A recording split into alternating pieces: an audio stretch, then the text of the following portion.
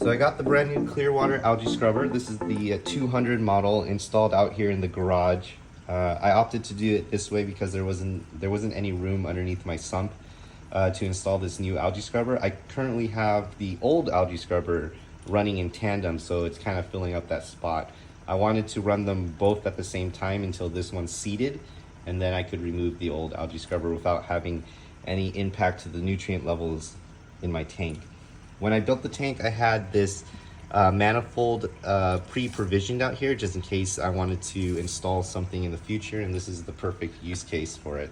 For those asking or wondering, you don't have to install this new model underneath the cabinet or over the sump. You can install this externally as long as it's above your sump level so that it can drain down. As you can see, the new model is very sleek in design and modernized.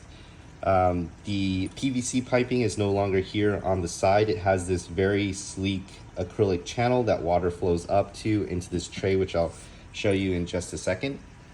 I opted to hard plumb it with the 1/2" slip adapter right here. It does come with a 1/2" barb, so you can install it via a hose and hook it up to a CJ 3.0 pump, which is well suited for this algae scrubber. And I have this 1/2" ball valve that controls flow into the algae scrubber. Now, just an overview of what's inside this new model. You can see that it has this redesigned tray, which water flows up to that channel and into this tray.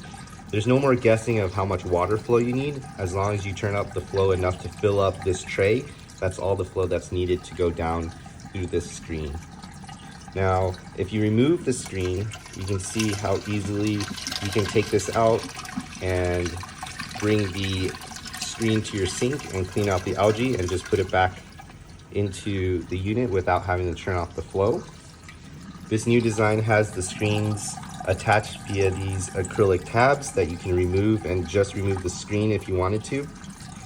The new design is actually leak proof now. So if you know the old model, it had the pipe that went across here, and sometimes I had an issue where if the algae got too full, the water would shoot in different directions and it would actually leak. But in this new model, that's eliminated. If it does get clogged with the algae growth on this tray, the water will overflow into these side overflows and then back down into the drain. So no more worries about leaking. The new model does come with these light blocking panels, and then the lights are the same as the old model, but instead of being attached by the screws, it is now attached into this acrylic channel, which makes it really nice to remove and clean. But yeah, that's the new model. The lid right here actually goes on top, and it actually silences the algae scrubber. So once the lid is on, I can barely hear any of the water flowing inside. So we are now on the other side underneath the cabinet, and as you can see here, the old 200 model Clearwater algae scrubber is still installed. The drain pipe from the new algae scrubber is this blue pipe going into this white T. It's tied into my tertiary emergency overflow to make it a clean install. You can see the water draining from the new algae scrubber into here. I installed this pipe into this bulkhead so that it is completely silent once it's installed. As you can see on the older model, the drains were on the side here, so water actually had to flow up to about here in order for it to drain back in. Now, turf algae doesn't tend to grow on the screen if water is covering it. So in the new model, since the drain is on the bottom, it utilizes more of the screen to become more efficient.